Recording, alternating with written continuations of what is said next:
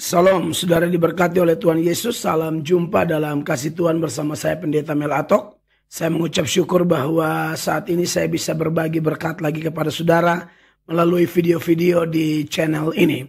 Saudara yang diberkati oleh Tuhan Yesus Kristus, beberapa waktu yang lalu ketika ada persoalan peperangan Israel-Palestina itu kan kita tahu di Indonesia juga berbagai reaksi muncul dan akhirnya ada yang pro Israel, ada yang pro Palestina, tapi kita bersyukur semuanya sudah berakhir. Tapi ada kenangan menarik yang saya dapati ketika melihat persoalan tersebut, bahwa di TV-TV swasta di Indonesia pun terjadi perbincangan, talk show atau acara-acara khusus yang membahas hal tersebut. Dan kemudian ada seorang jemaat Tuhan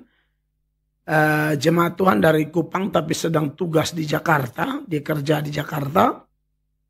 Lalu dia WhatsApp saya dan dia kirim kasih saya salah satu video di mana ada percakapan antara seorang ibu yang katanya dia pakar Israel atau dia berdarah Israel begitu, nanti saya tunjukkan videonya.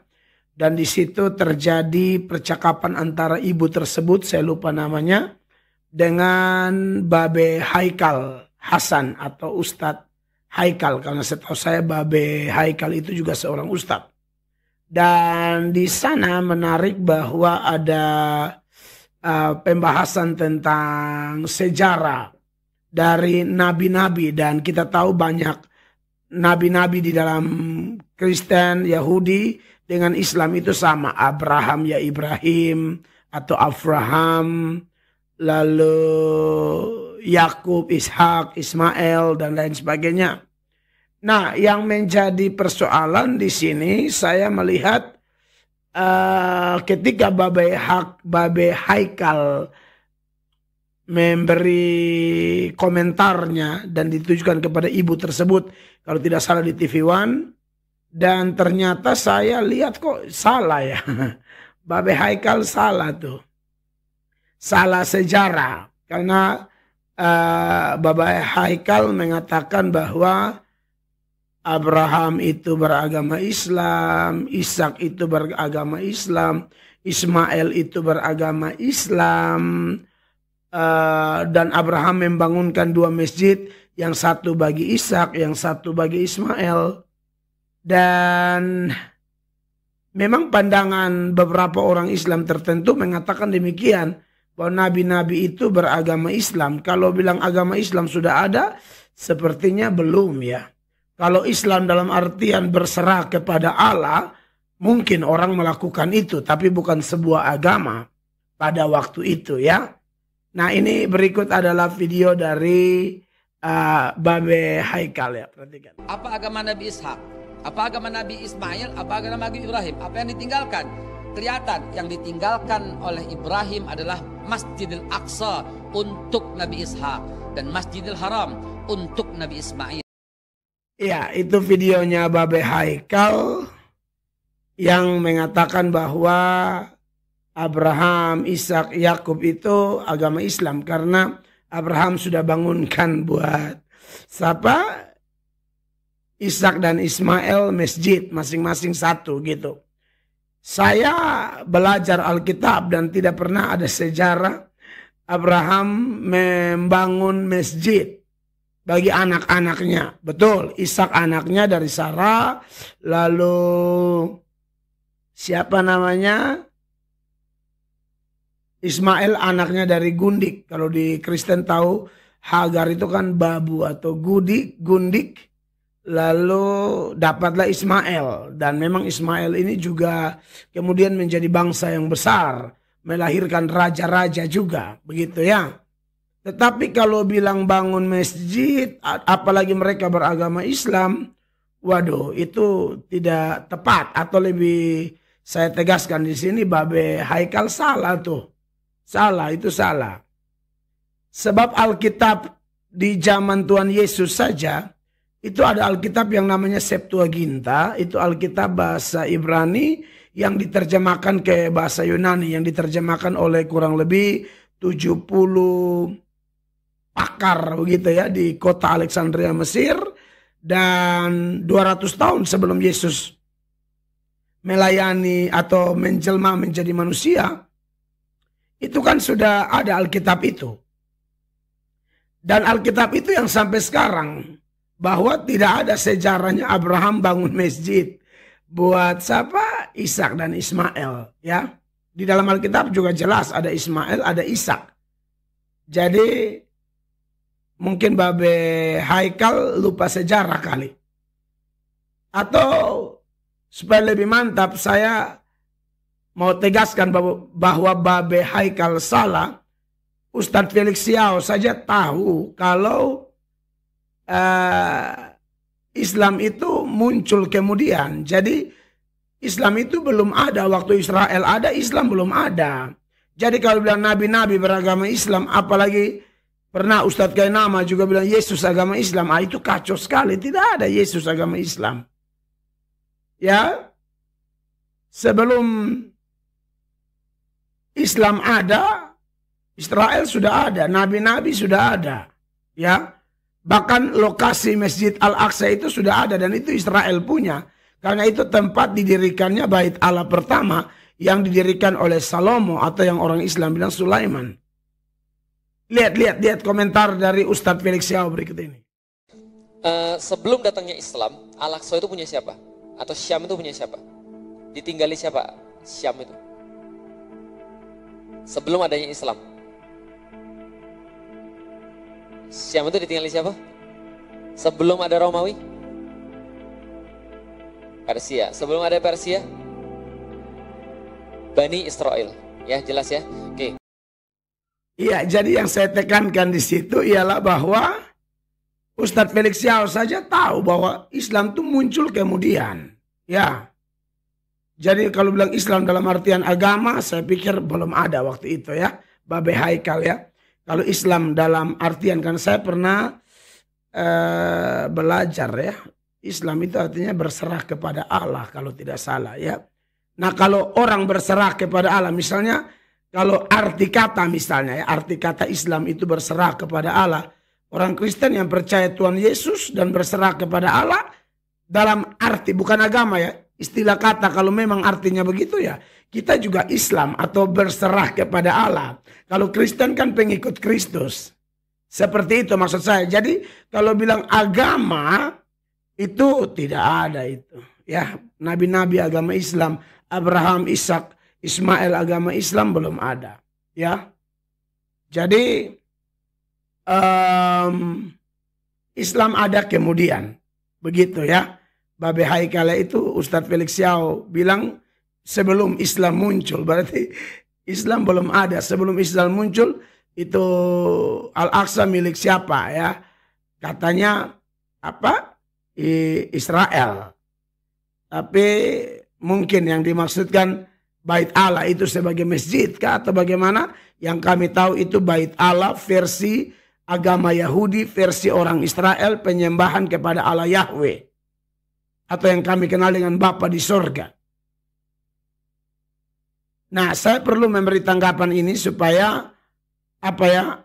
Jangan kita sebagai anak bangsa yang mungkin lupakah atau tidak belajar sejarah baik-baik. Saya harus bilang Babe Haikal pasti pintar.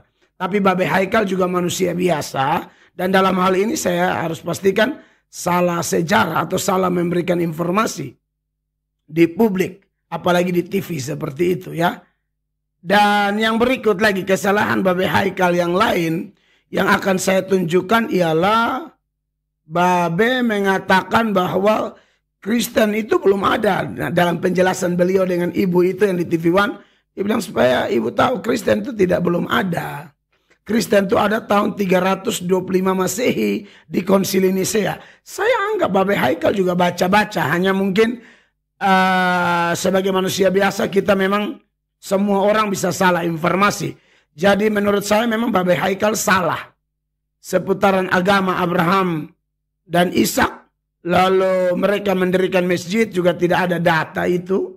Lalu Felix Yao juga bilang Islam muncul kemudian. Ya bahkan sejarah mencatat kurang lebih 500 sampai 600 tahun setelah Kristen ada baru Islam ada. Di mana Muhammad yang adalah nabinya orang Islam itu muncul dan kemudian melalui Muhammad inilah nabinya orang Islam kemudian berkembanglah Islam sampai hari ini begitu. Jadi kalau dari dulu sudah ada agama Islam saya pikir sejarah tidak bicara begitu. Semua orang kan bisa lihat di internet, di Google juga tahu sejarahnya. Ya Babe ya. Ini sebagai anak-anak bangsa lah saya harus ngomong. Dan berikut yang Babe bilang masalah Kristen ini. Nah menurut saya memang perlu ditanggapi bahwa tidak demikian. Supaya mantap lihat dulu videonya Babe ya. Sampai di sini sudah jelas.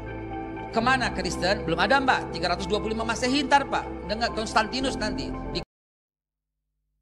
Iya, jadi saudara lihat di situ Babe bilang Kristen muncul tahun 325 Masehi. Sebenarnya itu keliru. Kristen dari abad pertama, abad kedua sudah ada ya. Bahkan istilah Kristen sendiri sudah muncul di Kisah Para Rasul ya. Tulisan Dr. Lukas, Kisah Para Rasul pasal 11 kalau tidak salah ayat 26 ya. Tunggu saya lihat ayatnya dulu. Di Antioquia waktu itu sudah ada. Oh iya. Di sini dikatakan mereka tinggal bersama-sama dengan jemaat itu 1 tahun lamanya. Sambil mengajar banyak orang di Antioquia lah. Murid-murid itu untuk pertama kali disebut Kristen. Jadi memang walaupun sebutan awal ini adalah ejekan atau olokan. Tetapi kalau bilang Kristen baru muncul pada 325 Masehi itu tidak tepat ya. Begitu ya Babe Haikal ya.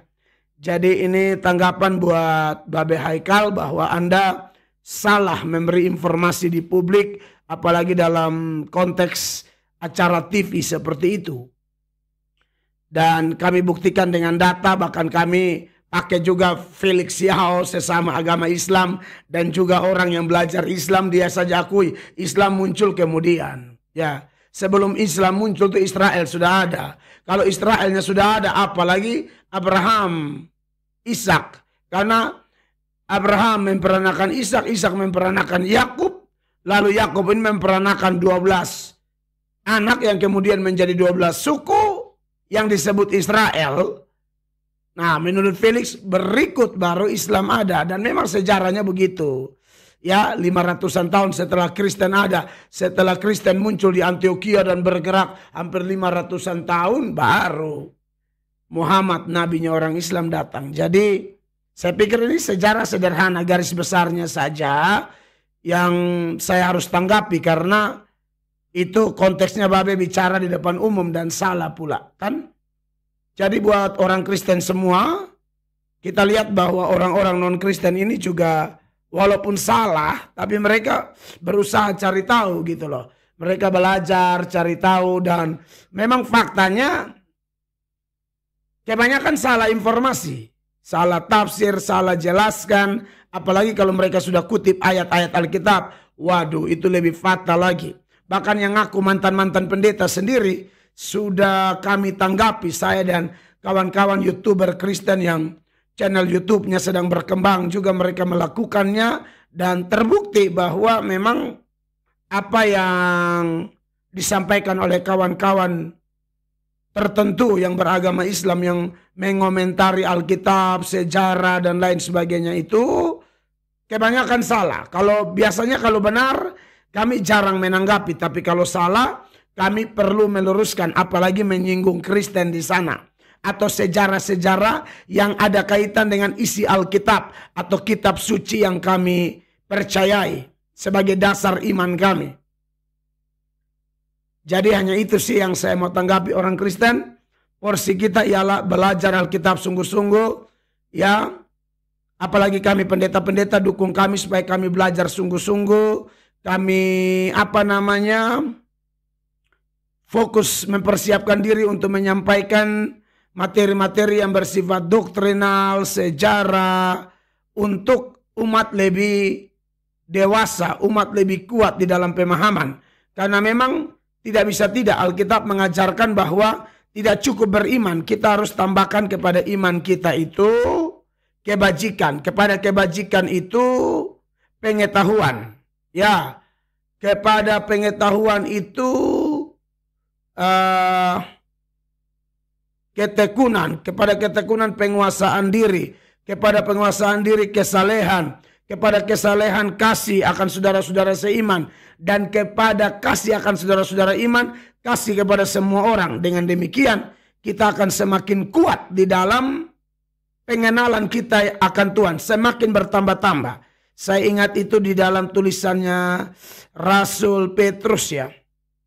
Di dalam 2 Petrus 1 ayat 5 dikatakan, justru karena itu kamu harus dengan sungguh-sungguh berusaha untuk menambahkan kepada imanmu kebajikan, dan kepada kebajikan pengetahuan, dan kepada pengetahuan penguasaan diri, kepada penguasaan diri ketekunan, dan kepada ketekunan kesalehan, dan kepada kesalehan kasih akan saudara-saudara, dan kepada kasih akan saudara-saudara, kasih akan semua orang. Ayat 8, sebab apabila semuanya itu ada padamu dengan berlimpah-limpah, kamu akan dibuatnya menjadi giat dan berhasil dalam pengenalanmu akan Yesus Kristus Tuhan kita. Dan Petrus juga mengatakan di bagian yang lain yang selalu saya ingatkan, yang menjadi tugas kita semua apabila ada orang yang bertanya atau ada orang yang salah menjelaskan, menjadi tugas kita untuk meluruskan tanpa mencari hal atau cari berantem, tidak. Sebab kita tidak pernah ganggu agama orang. Ya, Kristen tidak pernah ajar begitu. Sinode di mana saya bernaung pun sangat keras masalah itu. Tapi kalau ada yang bicara-bicara Alkitab atau sejarah Kristen yang tidak tepat atau salah, maka kami wajib untuk menjelaskannya. Apalagi kalau orang bertanya. Makanya perlu tambahkan kepada iman pengetahuan supaya lebih mampu menjawab. Ya, saya ini yang ngomong belum tahu semua. Saudara jangan pikir, wah berarti Pak sudah paling pintar. Tidak, saya juga masih belajar, dan karena saya tahu diri saya masih sangat kurang dalam pemahaman, saya belajar dan mendorong kita sama-sama belajar. Biasanya kalau saya tanggapi itu yang saya yakin saya tahu. Kalau yang saya belum tahu saya tidak berani. Ya, harus mampu dulu belajar. Dan saya yakin kok tidak ada orang bodoh asal mau belajar. Apalagi belajar mengenal Tuhan. Toh? 1 Petrus 3 ayat 15. Tetapi kuduskanlah Kristus di dalam hatimu sebagai Tuhan, dan siap sedialah pada segala waktu untuk memberi pertanggungan jawab kepada tiap-tiap orang yang meminta pertanggungan jawab dari kamu tentang pengharapan yang ada padamu, tetapi haruslah dengan lemah lembut dan hormat. Ya, jadi harus mempertanggungjawabkan iman kita. Oleh karena itu Petrus bilang, tambahkan pada imanmu kebajikan, tambahkan kepada kebajikan pengetahuan. Dan juga tentu kepada pengetahuan penguasaan diri, ketekunan, kesalehan, seperti itu ya. Supaya orang jangan juga berkata kamu hanya pintar bicara tapi hidupmu tidak baik. Tapi kita harus jadi berkat dua-dua. Ya, perkataan, perbuatan berimbang menjadi berkat bagi orang lain. Tapi dikatakan harus dengan lembut dan hormat. Faktanya mungkin ada saudara bilang, Pak Mel kutip ayat suruh ngomong lembut. Tapi beberapa kali Pak Mel kasar misalnya atau keras dengan Yahya Waloni atau Kainama. Iya, karena definisi lembut perlu dikasih tahu. Lembut itu beda sama lemah gemulai. Lembut itu juga bukan kayak Putri Solo ya. Yang kalau orang injak kakinya dia bilang, permisi mas, kakimu di atas kakiku. Kalau berkenan tolong dipindahkan. Bukan begitu. Orang paling lembut di dalam Alkitab itu Musa. Musa pernah marah. Lebih lembut dari Musa Yesus. Yesus pernah marah. Tapi marahnya Musa, marahnya Yesus silakan cek. Itu marah yang Alkitabiah. Ya. Marah yang kudus, marah yang penuh kasih. Marah kalau ada dosa. Marah kalau ada kebengkokan-kebengkokan. Marah jenis itu justru dianjurkan oleh Alkitab. Ya. Jadi Kata lembut itu dari kata praus. Praus itu dia terletak di antara dua sifat ekstrem ya. Marah berlebihan dan tidak pernah marah sama sekali. Lemah lembut itu bukan marah yang berlebihan, apalagi marah sampai bikin dosa, atau yang tidak pernah marah sama sekali. Sekalipun ada kebengkokan, ada kesesatan, ada kejahatan, ada ketidakadilan, tidak pernah marah. Ini bukan. Lemah lembut itu di tengah-tengah. Dia marah tepat sasaran, marah dengan kekudusan, marah dengan kasih, bahkan marah dalam pimpinan Roh Kudus. Emang ada orang marah dalam pimpinan Roh Kudus? Ada dong. Mari kita lihat dalam 1 Samuel ya. 1 Samuel pasal 11 ayat 6. Ketika Saul mendengar kabar itu. Ini kabar tentang perlakuan tidak adil terhadap orang Yabes. Ketika Saul mendengar kabar itu, maka berkuasalah roh Allah atas dia dan menyala-nyalalah amarahnya dengan sangat. Yang bikin amarahnya bernyala-nyala dengan sangat apa? Ayat ini berkata, maka berkuasalah roh Allah atas dia. 1 Samuel 11 ayat 6. Ya, jadi itu saja yang bisa saya sampaikan. Kiranya video ini bermanfaat bagi kita semua. Silakan sebarkan video ini bagi banyak orang. Dan biar nama Tuhan Yesus dipuji dan dipermuliakan. Saya Pendeta Mel Atok, sampai di sini video ini. Silakan sebarkan. Dan terima kasih banyak. Saya berdoa Tuhan Yesus memberkati setiap Anda yang mendukung channel ini dan juga channel dari hamba-hamba Tuhan manapun untuk kami memberitakan Injil. Rumah tanggamu diberkati, ekonomimu diberkati. Apa yang engkau kerjakan Tuhan kiranya memberi engkau beruntung, berhasil, sukses. Nama Yesus dipuji, dipermuliakan. Engkau semakin naik dan tidak turun. Engkau menjadi kepala dan bukan ekor. Terutama di dalam pengenalan akan Tuhan. Kecukupan Tuhan beri bagi kebutuhan jasmani kita. Dan ingat, bersama Tuhan kita akan cakap melakukan perkara-perkara besar. Saya Pendeta Mel Atok pamit mundur and shalom.